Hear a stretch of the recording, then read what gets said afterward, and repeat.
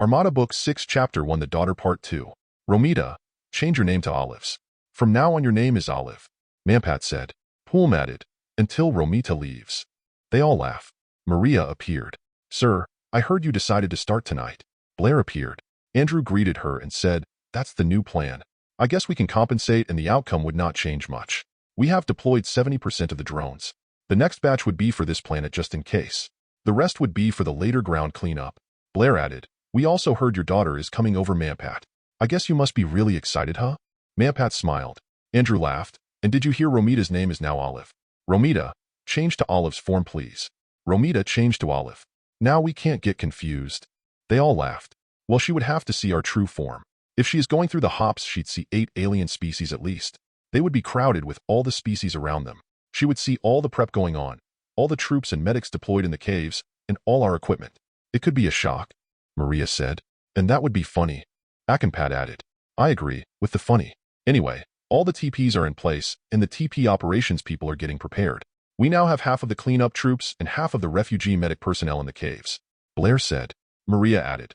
I have notified the Tasman ships coming in about our situation, and they would deploy as refugee handlers as soon as they are in beaming range, which would be tomorrow night. The first group is commanded by Tanner. Blair, you remember him? Rogan asked. Yes, we went through Portland together. Their group got their asses kissed by the Norsets. He did tell me they were deployed in the Norset area. Rogan said. Poolm declared, you know what, guys? We should have set the local Mampat up to kiss our asses. Absolutely. Next time this is SOP in all DG forays. Olive, take note. Andrew agreed. At least you would feel good because you weren't able to punch his face. Rogan said, looking at Mampat. Absolutely. Mampat said. They all laughed. Akinpat looked at his father. We can still try. Mampat looked at Andrew, then at Poolm. All were quietly thinking. Okay, let's go. I will open up with the refugee problem and that he would be delayed. And we can tell him we would meet him at his old palace with his sons. Andrew said. Okay, let's get going and set him up. Olive. Mampat said. Andrew started. Greetings, Mampat. We would like to know if you are preparing for the deluge of refugees. Local Mampat answered. I have to make sure our planets are secured first from the attack. The King's Council recommended to be on the safe side. Mampat told the others telepathically, he's lying. The Council was never involved. When Scamanak gets back, he will deal with the invaders. Rogan said. Local Mampat looked at Rogan. I have to be sure. Akinpat started the setup. I guess until now you cannot believe we would do what we said we would. Andrew followed through. Okay, tomorrow, we would meet you at your old palace. We will bring your 2 sons and all the royal families. Simultaman told us that would happen. Local Mampat said. Poolm does a double take. And you still do not believe. Mampat started the challenge. How about a bet? If we do as we say, you can kiss our asses in your palace. That would include your council and Sarudam. Mampat is telling the others telepathically that he is in betting mood and one more push, and he will agree. Local Mampat countered. And if you fail, you will kiss our asses? Yes, and if we are not able to do as we say, we would all be dead and you don't have anybody to kiss your ass. Akinpat said. It's really an all-or-nothing deal. So will you accept the bet? Andrew followed through. Sure. How do I know you are all dead and not hiding or left the battlefield? Poolm looked at local Mampat. You'd know? Mampat wanted to confirm the bet. I want to make sure that you and the council will kiss our asses if we do, and we will kiss all your asses if we don't, if we are still alive. You have my word. Local Mampat said and laughed. Mampat told the others telepathically, he actually believes that we are phonies, which is good. This means we can set up all the Mampats to kiss Armada asses. They all looked at each other and smiled. Olive was relaying to Andrew all the telepathic communications. Very well. We will leave now. Andrew said. Their holograms disappeared. Back at Maria's cave. That looked too easy. Maria commented. So now all our Talonot operations would include ass-kissing as well? Blair asked. Yes, Captain. Totally. All our operations. Andrew said. They all laughed and gave each other a high five. Are you happy now, Mampat? Poolm asked. Like punching his face 1,000 times happy. They all laughed again. Kasimpat's image appeared. Greetings, father. You all look happy. Hello, son. He went on to tell Kasimpat about the bet. That is so funny. Anyway, we found the moon and our people are deploying now. We would bring the moon back to the Talonot galaxies and would arrive there in a month. In the meantime, we are fixing the moon inhabitants as we go. I think we would be able to free all of the infested Talonots by the time we reach your side. Very good, my son. We may be going to the Tasbans by then. Our timetables have shortened because of the spy problem. Anyway, be careful. Yes, father. See you guys later. He disappeared. Sir, would you mind beaming over to our mission room? I would like to go over the details of the operations with all of you, Maria said. Andrew answered, okay, let's go. After more than 3 hours, Skamanak appeared with Sarudum, Simultaman, and Romita. They beamed to the main level. The cave AI, Robert, appeared before them and directed them to the mission room. Before beaming them over, Olive directed the guys to change to their Marini forms. Olive appeared at the mission room. Mampat, your daughter has arrived at Deck 1. Please change to your Marini image now. I will beam them over in a minute. Mampat, turn on your chameleon device, please. They all laughed at Mampat, who seemed to have forgotten how to turn the device on. Akinpat stood and helped his father. As soon as Mampat changed, Skamanak and Romita's group appeared. Hi guys, I have to go. I will start at my side in 10 hours. Maria, you can start whenever you like, Skamanak said and beamed out. Akinpat was right there to greet them.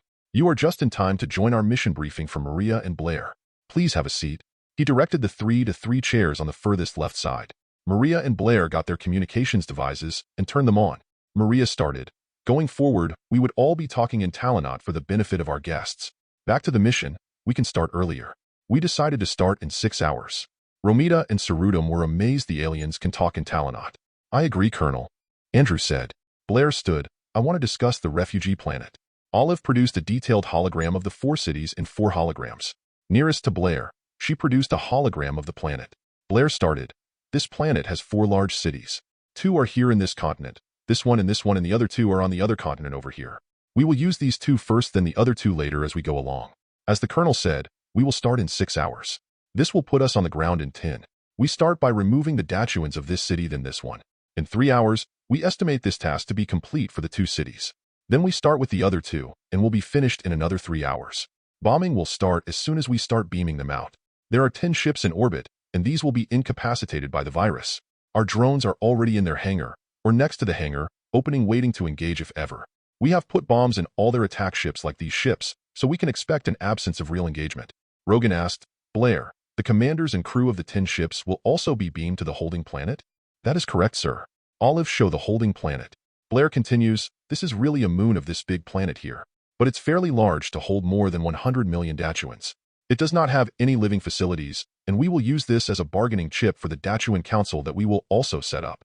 Are we doing a Munoan on the Dachuans? Andrew asked. Maria stood, yes, sir, that's the plan. It will take a lot of time to manage these people, and we have to train Manpat's people how to do this.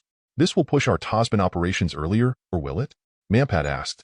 Akinpat turned to Mampat. Father, Manny, the Tasman operations is headed by a Marinti named Samson. Wait, Samson is not a Marini name? Andrew exclaimed. Sir, he went through the Crimson and had double funny.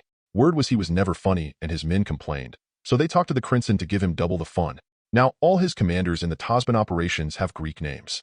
Akinpat said. Let me guess, his AI is named Delilah? Rogan asked. Yes, that's her name. Olive said. Marintis with Greek names. That is mischievous and troublesome if you ask me. Poom said. The group laughed. I read his report, and they estimate to finish in 2 weeks.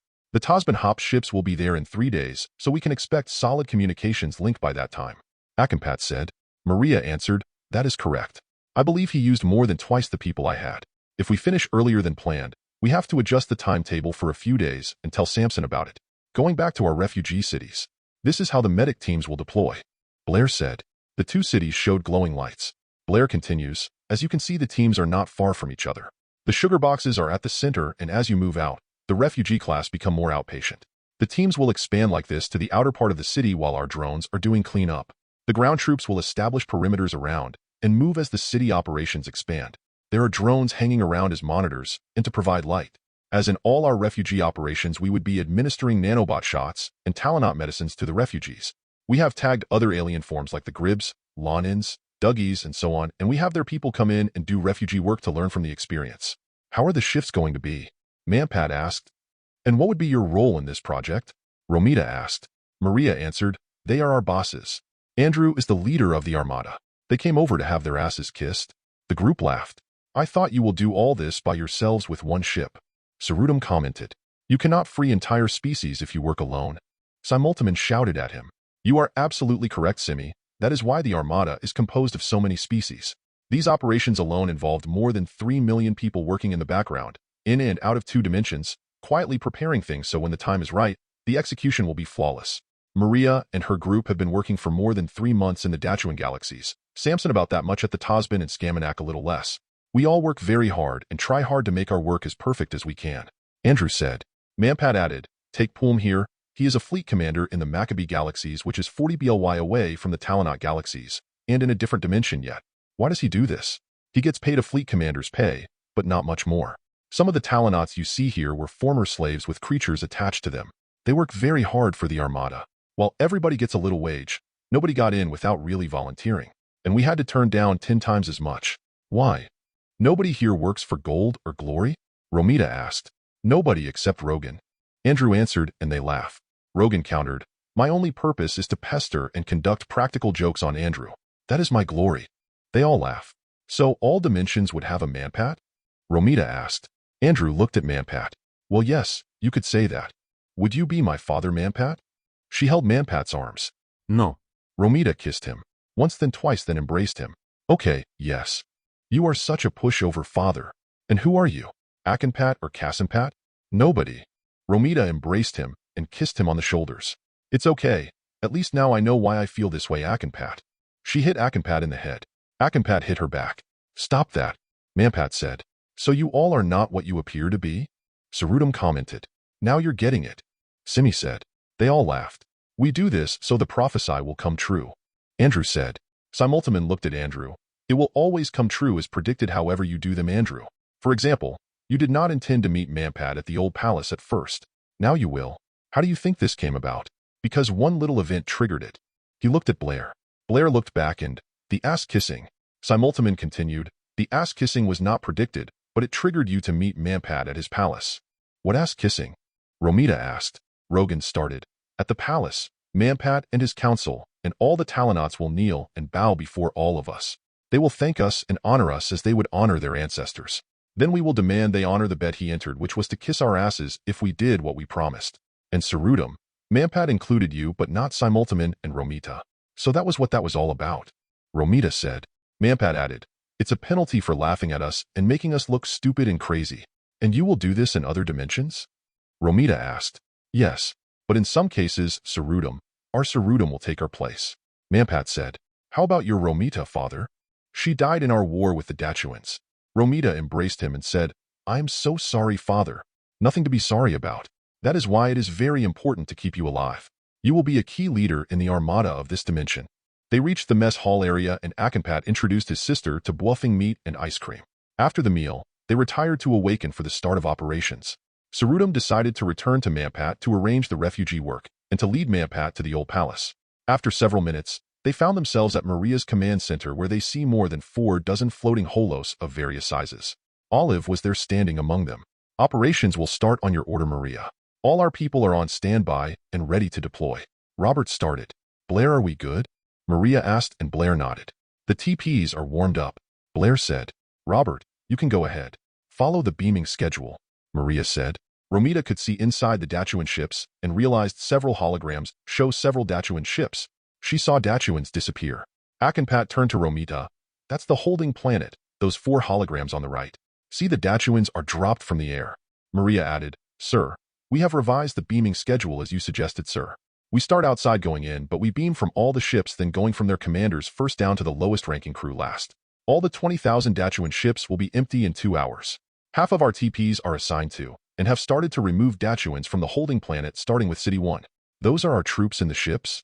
Romita asked. Yes, they are a mix of human, Talonot, and Inky shock troops. Their job is to tag the stragglers or kill them if there are issues. Mampat answered. Those weapons are very strong, and they move very fast like they know exactly how many steps to take before they fire. Romita observed. Those are double-barrel plasma weapons. They shoot 2 plasma shots at almost the same time, which is absolutely destructive. You can program the plasma shots to be longer or shorter depending on the situation. The ships tell them exactly where the enemy are and provide them options on what to do. Most follow the suggested course of action, some don't. Akinpat explained. Skamanak appeared, sirs. Maria, I will start the bombs in 2 hours. Are the sugar boxes in place? Maria nodded. Robert, start emptying the holding planet. 2 cities will be available and ready to accept refugees within 2 hours. You can beam the Talonot ship crew at the center of City 1 as arranged. Skamanak nodded. Romita could see a city getting empty of its inhabitants. Where are the civilians being beamed to? To the other planet. Maria said. We are 10 minutes ahead of schedule. Blair commented. Poolm observed, "You are beaming the perimeter troops ahead of completing the beam out of civilian Dachuans." "Yes, sir. They need time to set up the perimeter defense weapons and equipment. Right now they have the cover of darkness. In 30 minutes the whole city will be lighted like a sunny day. The sugar boxes are being beamed on the main streets." Blair said, "What are sugar boxes?" Romita asked. Akinpat told her the story of Andrew's dream and Ellie's work and how the boxes work. The sugar come from a bluffing planet, and it's really a human product. A quarter of the sugar boxes were used in our dimension on our people. They continue to watch the screens. I believe it's time for us to beam in our first sugar box customers. Shall we all go down to the city below? Maria invited the group. Andrew nodded. "Let's go," Poolm said. They were beamed by Robert on a large open park where they could see sugar boxes lined up in dozens of rows. Thousands of drones were overhead, turning night into day. Around them was a team of shock troops guarding them and several Olives and Roberts, all in white, handling the floating floor and equipment. On their left were thousands of Macs and Bofings setting up the sugar box controls. There were thousands of Mac and Talonot medic crews to their right setting up beds, tables, and medical supplies on the floating floors. Then equipment, medicines, and later food were being beamed near the tables on the ground. "Romita, come over here. Stand there and watch those 2 sugar boxes," Maria said. Blair nodded. Romita could see her 2 brothers, Cassenpat and Akinpat, beamed inside the sugar boxes, with creatures attached to them. Then 2 Macs attached a mouthpiece and headgear that extends down the neck of Cassenpat. Then they floated Cassenpat lower. Then they moved to Akinpat and did the same. She ran nearer and marveled at the face of her 2 brothers who were sleeping. After a few minutes, the small octopus dropped to the floor, and after a few minutes, the bigger octopus dropped. Medicines are being delivered through the mouth while nanobots are deployed through the neck. It will take about 2 hours for them to become strong enough to wake up. It would be very nice for Cassenpat to see your face the moment he opens his eyes. Then we move them to the beds over there, Maria said. Romita started crying, and after a short while walked over to Mampat and embraced him. "Let's look at the others," she said, and Mampat nodded. They walked around for about an hour and came back before the 2 brothers awoke. "There must be thousands of boxes here. Akinpat, how did it feel?" "Like a dream. When I woke up, I was so relaxed, and it's like waking up from a dream, but still so relaxed and a bit sleepy. I have snippets of what I did when I was a slave with a creature controlling me, but very little. Even then I would not know if what I remembered was real or not." "Let's wait near Cassenpat," Romita said as she held Manpat's right arm tight. When they awake, they would be moved to the beds, and once the beds and 1 floating floor is complete, the whole floor rises and moves to another part of the city. The subject wakes up after another 2 or 3 hours of sleep. Then another floor and sets of beds and medical supplies is beamed in and set up again. This is the sugar box center, and we would want the turnover to be as quick and as efficient as possible, Mampat said. Cassenpat opened his eyes, and right on cue, "How are you, Cassenpat?" Romita asked. Cassenpat groaned and fell asleep. "I think we should just let them sleep," Romita said. "I want to go back to the command center so I can monitor the development of the operations." Andrew said. "Romita, do you want to go around?" Mampat asked. "Let's go with Andrew," Romita answered. At the mission room, they could see Maria seated with Robert beside her. She was monitoring the combat operations while Blair was monitoring the beaming and refugee operations while walking around among the floating holograms. Romita could see ships blowing up. Several holograms in front of Maria show small ships attacking ground positions. She could see the small ships appear, then fire, then disappear, then appear again at a different location. Now there are shock troops on the ground shooting at Dachuans. Romita listened in for a while, and she realized Maria is definitely a seasoned battlefield commander. Robert was suggesting courses of actions that Maria can choose from, but sometimes Maria has a different solution to a combat situation. Blair is louder, preferring to shout her command decisions. Romita could understand Blair's attempt to move faster to prevent the Talonauts from feeling more pain than they should. And Blair seems to know how much of anything should be moved to someplace from someplace. Scamanak is in charge of freeing the Talonot planets occupied by the Dachuans. Maria's command center is at the middle of the Dachuan galaxies, and her operations will turn into a Munoan later on, Mampat said. Akinpat quickly explained what Munoan means. Mampat turned to his real form, and Akinpat followed. "We need to go around the slave refugee centers and talk to our people, to show them that the king and his family cares for the people." He pointed to 2 holograms where Talonauts were lying in beds and on the ground resting. Some were getting food from long tables. Romita smiled and, "You look like my father. Come on, let's go." For the next few hours, the father, daughter, and son team moved around the Talonot refugee centers. They mingled with the sick and almost dying, giving them hope and promising them a better life. As they moved, Romita seemed to notice several armed Talonauts some distance away, but still around them wherever they go. When they got back at the command center, they realized they had been working for more than 10 hours without a meal. Maria greeted them. "Hungry?" General Mann and his group are in the mess hall. Come on, let me join you. Blair, are you coming? Maria took a sweeping look at all the screens. Blair answered, sure, in a minute. At the mess hall, Rogan, Andrew, and Poolm have just finished eating and are having some wine. I am very impressed with your operations, Maria. Blair.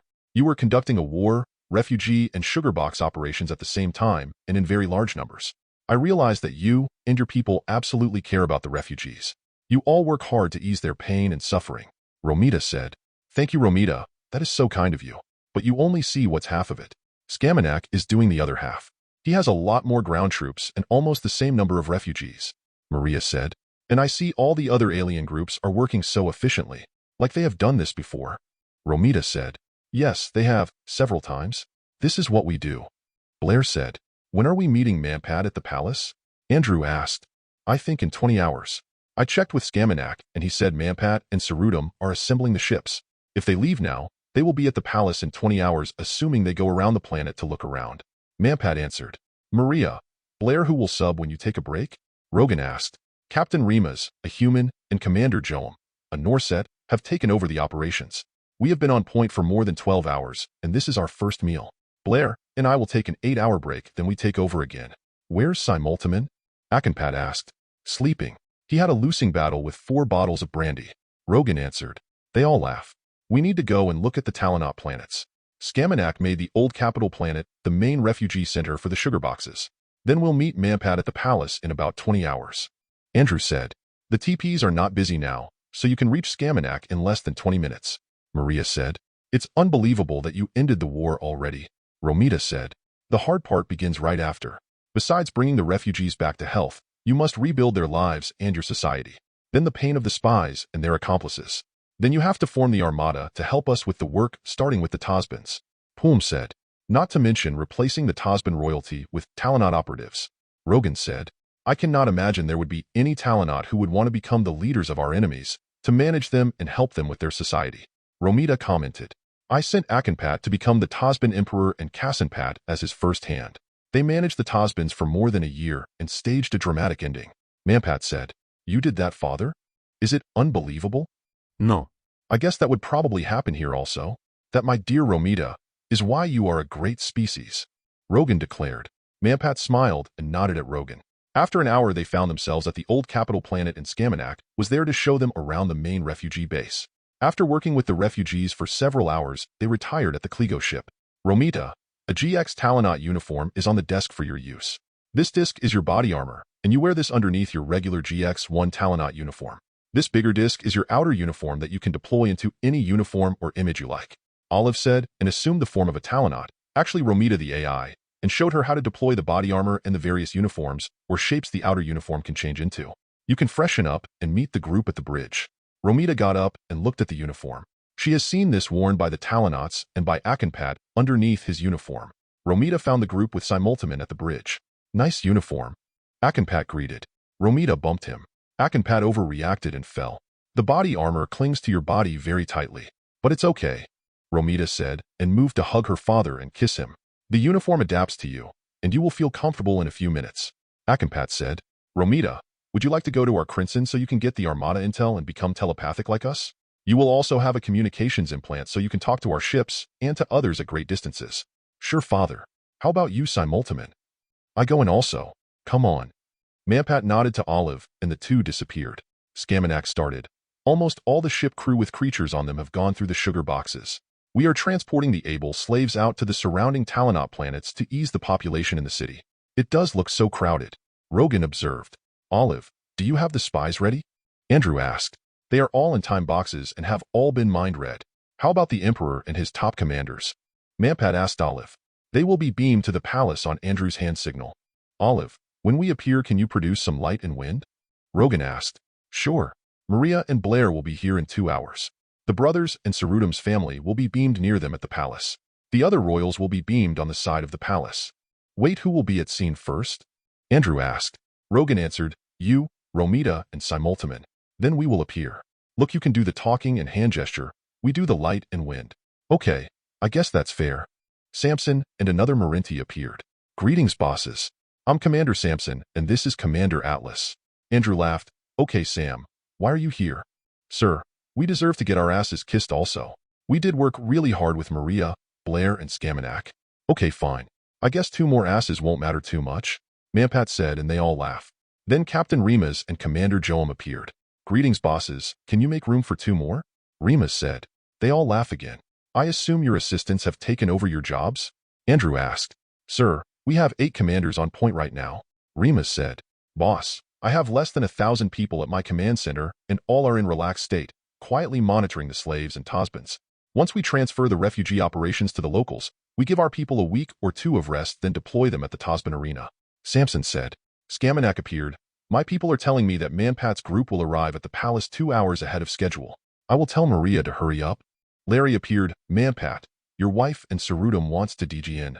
Yes, but after the ass-kissing, I don't want to let my wife think we are enjoying ourselves too much here. They all laugh. Does she know about Romita?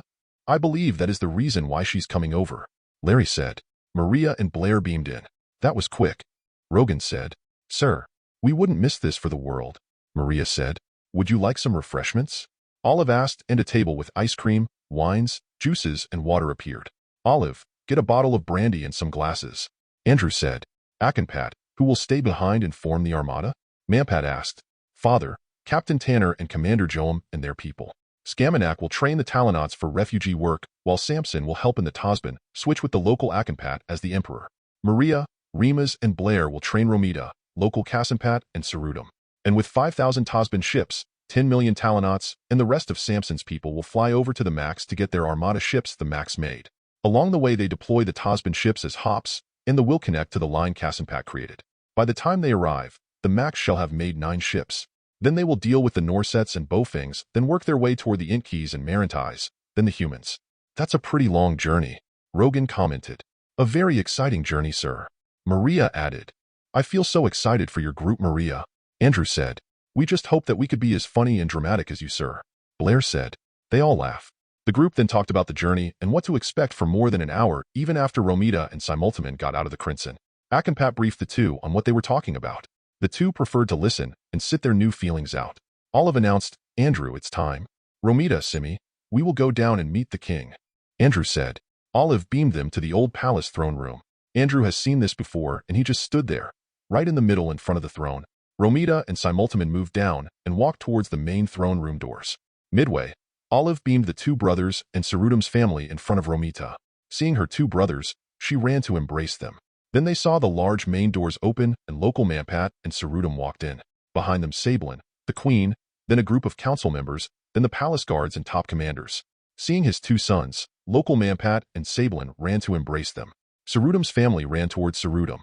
After a few minutes, a very strong light flashed all around them and the wind blew around the enclosed palace. Then at the raised throne area, several forms appeared.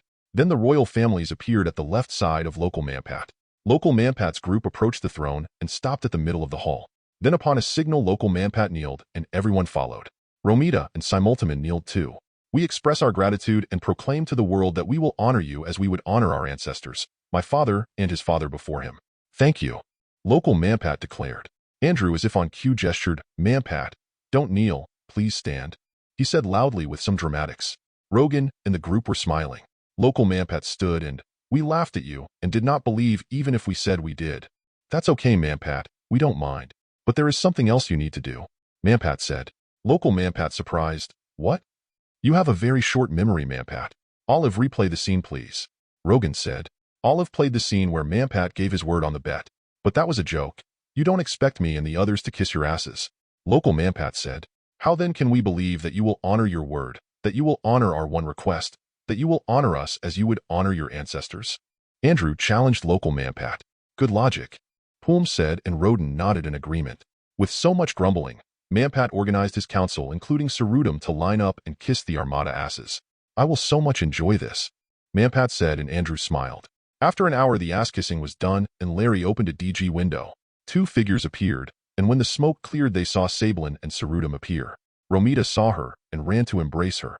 Sablin started to cry. Mampat and Akinpat approached Sablin. When she released Romita, Mampat and Akinpat kissed Sablin. She is as pretty as ever, Sablin said to Mampat. Yes, she is, Mampat said. The local Sablin approached them. Mother, this is my mother. Sablin embraced the local Sablin. I really can feel you, Sablin said. I feel you are so happy, but for a different reason. Local Sablins said. Local Mampat and Sarudam got down from the throne area and approached the two Sablins. Local Mampat, Manny, your wife is as pretty as my wife. They seem to look the same. Since you already kissed my ass, there is no point looking like this. He switched off his chameleon device, and he turned into Mampat. Akampat followed. Sarudam explained to me this dimension travel, and I could not understand it. I guess now I do, since I presume you are from another dimension, since we are both good-looking and have the same beautiful wife. Local Mampat said. Are you also as understanding as my Mampat? Huh, Mampat? Local Sablin asked. We both understand that we stand under the Queen's disposal, yes. Mampat said. They all laugh. Romita is so pretty in the GX Talonot uniform. My people tell me you are a very brave and accomplished commander. Sablin said. Local Mampat answered, yes, she is. Romita faced the two Mampats. Father, father, from now on this is my uniform. I will now work for the Armada, and with your permission, father, I would like to take Sarudam and the palace guards with me. So these things I feel are your feelings, Mampat? Local Mampat asked. Yes. So all along you knew what I was feeling? Local Mampat asked. Yes, in a way. But I did not know what you were thinking exactly. I feel cheated. Mampat patted Local Mampat's back. Don't worry. You get to do this on another Mampat on another dimension. So think of it as an even play. If you do it to two Mampats, then you're ahead. I guess you're right. I cannot argue with myself. They laugh. Local Akanpat approached Akanpat, while Kasanpat stood near Mampat. Where's Kasanpat, father? He will be here in 20 days with the moon. What moon? Akanpat related the story of the moon and how they got the 10,000 Tasban ships. By the time they arrive, all the Talonot slaves shall have been freed of the creatures. Amazing. You get to do all these amazing things. Romita said. Akanpat held her hand. Now it's your turn. The galaxies and universes are all wide open waiting for you. They noticed the two Sablins have isolated themselves in a corner seated on chairs. Olive beamed down. Andrew and Poolm approached the group. Olive beamed a couple of cocktail tables and several brandy bottles and glasses. Several around the area. Andrew got a bottle and poured a big one on 2 glasses. Poolm did the same. Andrew gave a glass to Local Mampat, while Poolm gave one to Mampat. Akanpat and the group got their brandy glasses filled. Andrew started. Mampat, Mampat. May I propose a toast to you, Mampat, and to your people for enduring and overcoming the evil that engulfed their lives for more than 2 centuries. Mampat agreed and repeated Andrew's toast. They raised their glasses and drank. Local Mampat declared, to the Armada, may you live long and thrive. They emptied their glasses. Andrew could see Rogan telling the other guys to drink with the Talonauts. This is an incredible drink. I have never imagined a drink like this could be so amazing. Local Mampat told Andrew, will you please stop imagining? Andrew countered,